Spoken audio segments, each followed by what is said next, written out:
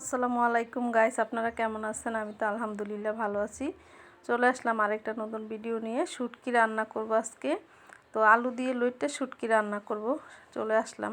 শুটকিটাকে ছোট ছোট করে একটু কেটে নিছি, তারপরে হচ্ছে একটু টেলে নিব।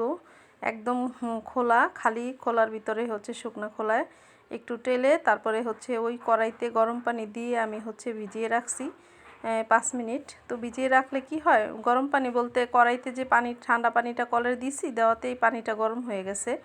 তো সেই কড়াইতে দেওয়াতে গরম হয়েছে, সেই গরম কড়াইটার উপরেই আমি হচ্ছে রেখে দিছি 5 মিনিট। তো 5 মিনিট পরে যখন এটা ভালোভাবে একটু ধুইতে গেলাম, তখন দেখি একটু বালু বের হয়েছে। আর ঠান্ডা পানি ধুইলে কিন্তু অতটা বালু বের হয় না। তো ওইভাবে একটু গরম পানি দিয়ে ধুইলে বালুটা সুন্দর করে বের হয়ে যায়। তো আমি 5-7টা ধোয়া দিছি, পরে বালু বের হয়ে গেছে। আর এখন হচ্ছে আমি শুটকি রান্না করার জন্য শুরু করলাম। তেল দিছি প্রথমে। শুটকি রান্না করতে একটু বেশি লাগে তেলটা বেশি দিলে খেতে মজা হয়। তো তেলের ভিতরে আমি পেঁয়াজ কেটে নিছি, একটু কিউব কিউব করে কাটছি পেঁয়াজগুলো আজকে। আর হচ্ছে বড় সাইজের যে রসুনের কোয়াটা, এটাকে 4 ভাগ করে দিয়ে দিছি। তো দেশি রসুন যেই সাইজ থাকে সেই অনুযায়ী আর কি, সেই সাইজে আমি একটু লম্বা করে কেটে নিছি। তো দিয়ে দিলাম হলুদ গুঁড়া, মরিচ গুঁড়া, এই তো। আর ধনে গুঁড়া দিব না, আমি শুটকিতে ধনে গুঁড়া খাই না, তাহলে শুটকির যে ফ্লেভারটা, গ্রানটা সেটা পাওয়া যায় না। আর যারা শুটকি পছন্দ করেন তারা অবশ্য জানেন যে শুটকির গ্রানটা কতটা ভালো লাগে। আমি যখন কড়াইতে শুটকিগুলো শুকনা খোলায় টালছিলাম, তখন এত ভালো লাগছে, আমার নাকে যখন গন্ধটা আসছিল কি বলবো, অনেক ভালো লাগে আমার শুটকি যে টালার যে গ্রানটা।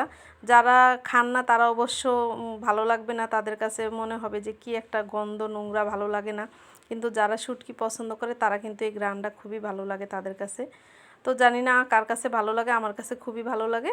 তো আমি হচ্ছে পেঁয়াজ আর রসুনটাকে একটু পানি দিয়ে হচ্ছে এভাবে ঢাকনা দিয়ে ঢেকে কষাই। বেশি করে পেঁয়াজ দিলে, এইভাবে যদি আপনি ঢাকনা দিয়ে ঢেকে কষান, তাহলে পেঁয়াজটা সুন্দরভাবে সেদ্ধ হয়ে যায় আর রান্নাটা খেতেও কিন্তু ভালো লাগে। আমি বাইম মাছ ভুনা করলে এইভাবে পেঁয়াজ কষাই, তো পেঁয়াজটা সেদ্ধ হয়ে যায় সুন্দর মতনে। তো সেজন্য একটু পানি দিয়ে কষালাম। আর এখন হচ্ছে শুটকিগুলো দিয়ে দিলাম। পেঁয়াজগুলো কষানো শেষ হয়েছে, তারপরে শুটকিটা দিলাম। তো শুটকিটাও কষানো হয়ে গেছে, দেখুন কালারটাও কিন্তু অনেক সুন্দর হয়েছে।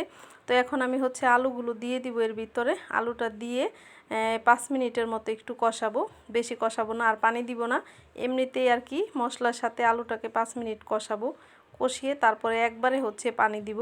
তো আলু দিয়ে লইট্টা শুটকি এভাবে রান্না করলে কিন্তু অনেক মজা হয় খেতে। তো আমার ঘরে আমার ছেলে আর আমার হাজব্যান্ডকে লইট্টা শুটকিটা অনেক পছন্দ করে। আমার ছেলে তো ফ্লেভার ওর এই লইট্টা শুটকিটা এত পছন্দ, আর কি বলবো। তো ওই লইট্টা শুটকি হলে 1 প্লেট ভাত খায়। তো আমার হাতে নাকি ভালো লাগে ওর খুব এই লইট্টা শুটকিটা রান্না। তো আজকে একটু আলু দিয়ে রান্না করলাম, আলু দিলে ভালো লাগে বেশি। তো এই তো ঝোলের পানিটা আমি দিয়ে দিছি। তো দিয়ে তারপরে হচ্ছে ঢাকনা দিয়ে ঢেকে দিব। এই তো বলক আসছে, তারপরে একবার ফিরে আসলাম, দেখুন। তো এইভাবে ভিডিওটা আপনাদের সাথে শেয়ার করার জন্য আসলাম।